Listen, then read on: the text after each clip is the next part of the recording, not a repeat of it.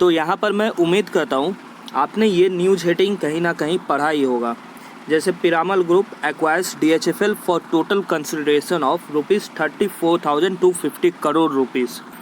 यहाँ पर इस न्यूज़ को पढ़कर आपको पता चला होगा कि पिरामल कैपिटल ने DHFL के जो लोन्स थे, क्रेडिटर्स थे, उनको पे आउट कर दिया। अब यहाँ पर कैसे पे आउट किया गया है ये सारे डिटेल्स हम इस वीडियो में जानेंगे।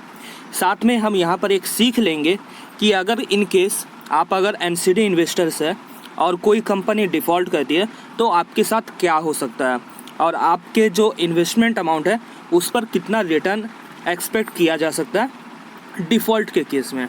साथ में ये भी जानेंगे इस वीडियो में कि कैसे रिटेल इन्वेस्टर्स ने यहाँ पर 185% तक का रिटर्न कमाया है NCD डिफ़ॉल्ट होने के बाद। ये सारे डिटेल्स हम इस वीडियो में जानेंगे, इसलिए मैं आपको सजेस्ट करूंगा आप इस वीडियो को पूरे अंत तक देखें ताकि आपको कंप्लीट डिटेल्स यहाँ पर समझ में आ सके। तो सबसे पहले तो यहाँ पर हम DHFL का केस देख लेते हैं कि यहाँ पर हुआ क्या। जैसे देखिए यहाँ पर DHFL में क्या हुआ है कि पिरामल कैपिटल ने यहाँ पर 34,250 करोड़ रुपीज़ को पे आउट कर दिया एक्विजिशन के रूप में। यहाँ पर upfront cash component of 14,700 crore रुपए दिए गए हैं कंपनी को। साथ में यहाँ पर डेब्ट इंस्ट्रूमेंट इशू किए गए हैं 19,550 करोड़ रुपए के, जो 10 ईयर के NCDs है और 6.75% का per annum half yearly interest पे आउट करेंगे। यहाँ पर आपको पता ही होगा कि 2018 के समय से यहाँ पर DHFL में लिक्विडिटी क्राइसिस आ गई थी, जिसकी वजह से क्या हुआ था, जो FD के इन्वेस्टर्स थे और जो NCD के इन्वेस्टर्स थे उनको इंटरेस्ट पे आउट होना बंद हो गया था। साथ में अगर कोई रिडम्पशन था वो भी बंद हो गया था होना। तो यहाँ पर उन सभी लोगों का अभी के समय में पे आउट कर दिया गया है उनके प्रिंसिपल अमाउंट का। तो यहाँ पर हम अभी देखने वाले हैं कि यहाँ पर जो FD होल्डर्स थे और जो NCD होल्डर्स थे उनको कितना पे आउट किया गया है as per resolution plan approved by NCLT। तो यहाँ पर देखिए कैटलिस्ट एक डिवेंचर ट्रस्टी है जो कि DHFL में भी ट्रस्टी थी।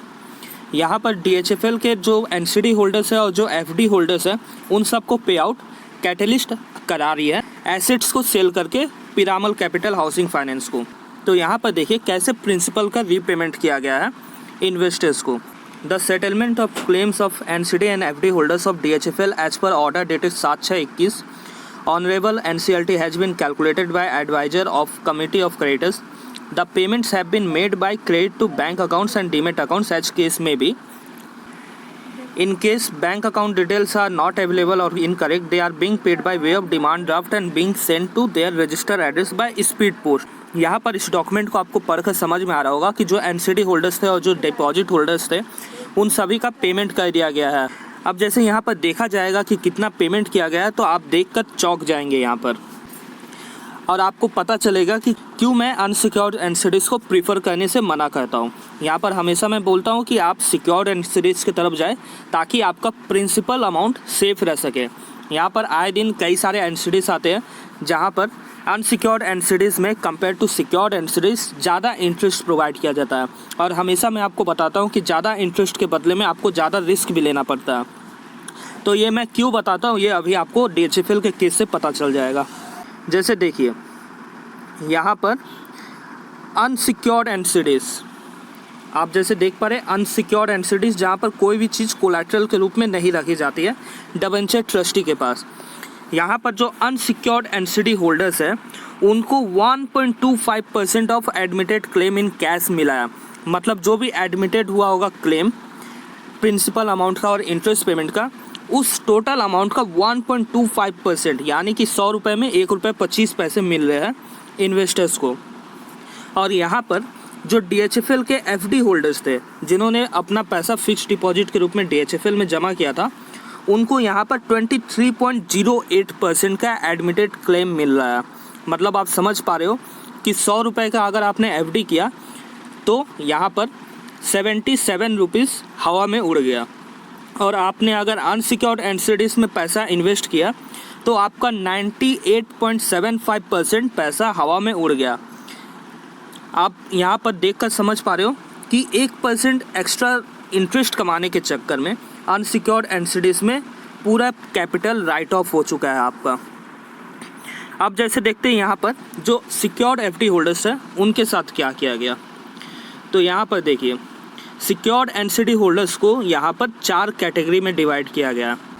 जैसे देखिए कैटेगरी 1 है जहाँ पर up to ₹2 lakh investment amount था। फिर कैटेगरी 2 है जहाँ पर 2 लाख से 5 लाख रुपए का इन्वेस्टमेंट अमाउंट था इन्वेस्टर्स का।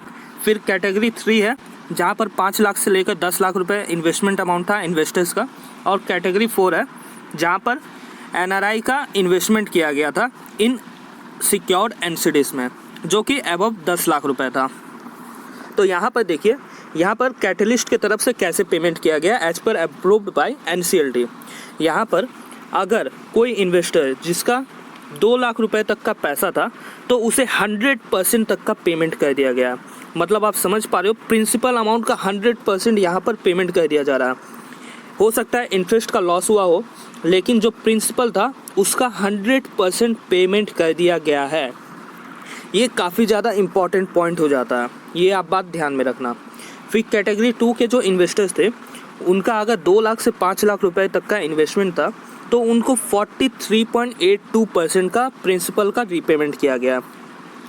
मतलब आप देखकर समझ पा रहे हैं, जो अनसिक्योर्ड एनसीडीज है वहाँ पर 1.25% का प्रिंसिपल का या फिर एडमिटेड क्लेम का रीपेमेंट किया जा रहा है, लेकिन जो सिक्योर्ड एनसीडीज है वहाँ पर मिनिमम 43.82% का प्रिंसिपल या फिर एडमिटेड क्लेम का रीपेमेंट कर दिया जा रहा है। तो आप देखकर समझ पा रहे हैं यहाँ पर अगर किसी ने 1% के एक्स्ट्रा बेनिफिट के लिए अनसिक्योर्ड एनसीडीज को सिलेक्ट किया था तो उनका कैपिटल पूरे तरीके से राइट ऑफ हो चुका है, और जिन्होंने सिक्योर्ड एनसीडीज को सिलेक्ट किया था उनको मिनिमम 43.82% का कैपिटल रीपेमेंट किया गया है। और अगर वो NCD holders up to 2 lakh रुपये तक यहाँ पर इन्वेस्टमेंट किए थे तो उनको 100% उनका कैपिटल रिटर्न मिल गया है। आप देखकर यहाँ पर समझ पा रहे हैं। अब जैसे देखिए, अब यहाँ पर जो कैटेगरी 3 के इन्वेस्टर है जिन्होंने 5 लाख से लेकर 10 लाख रुपए तक का इन्वेस्टमेंट किया, उनका भी 43.82% का पेमेंट कर दिया गया है एडमिटेड क्लेम का। अब यहाँ पर जो एनसीडी होल्डर्स अब ₹10 लाख के थे उनका यहाँ पर क्या हुआ देखिए, यहाँ पर 43.29% का पेमेंट किया जा रहा है, लेकिन जो कैश कंपोनेंट है वो 19.67% का है और जो एनसीडी कंपोनेंट है वो 23.62% का है।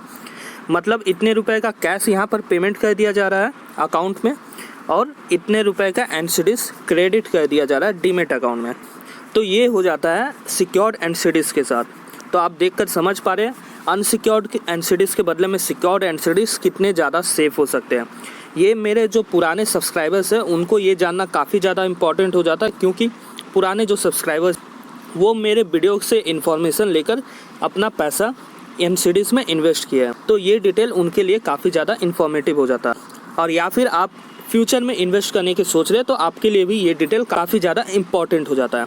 अब मैं आपको बताने वाला हूँ कि जो एनसीडी होल्डर्स थे उनका पेमेंट कैसे किया गया और यहाँ पर कैसे मैंने भी 185% का रिटर्न कमाया है DHFL के एनसीडी में इन्वेस्ट करके। ये सारे डिटेल्स अब मैं आपको बताने वाला हूँ।